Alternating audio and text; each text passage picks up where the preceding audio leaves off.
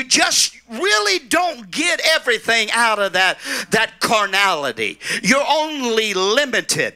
But I know what I experience in my spiritual walk with the Lord, and sometimes I say, Lord, lift me up higher than I've ever been before. Lord, go ahead and just pour out your Spirit and fill me with the greatness and the touch of your Spirit. You see, a carnal life is a life of guilt, because we feel that guiltiness there of this life, or the carnality. And a carnal life is a life of helplessness. Sister Kathy looked at me the other day there at the hospital, yesterday actually, as I was there, and she said, Pastor, I don't know how people get by without God in their lives. I don't know how they make it without the Lord. Does anybody agree with that tonight? I want you to know, I don't want to see a sunrise without knowing He's with me. I don't want to see a sunset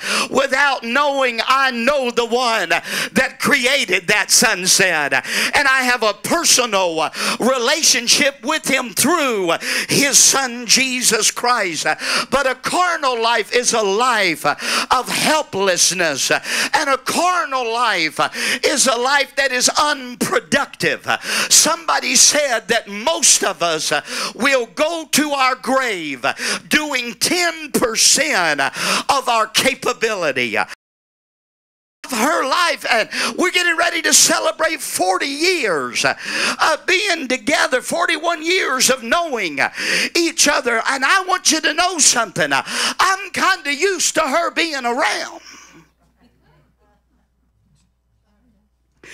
Brother Brian, she's not just my wife, she's my rib. Amen. She walks alongside of me, not in front of me nor behind me, but she's beside me.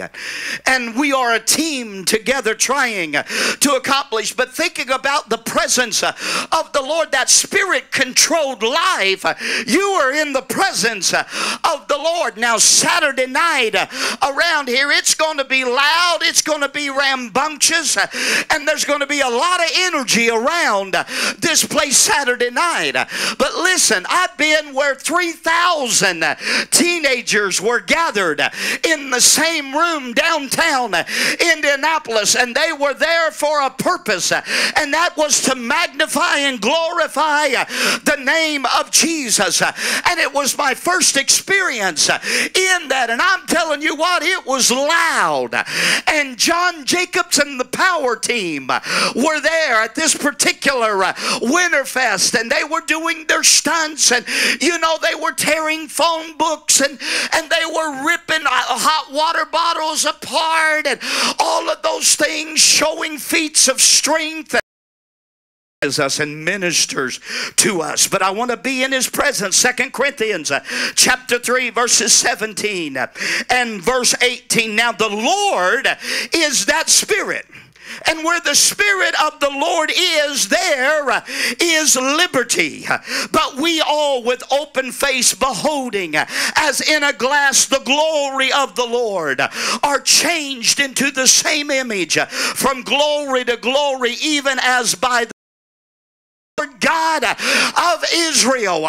There is not a mountain in your life or anything that you have that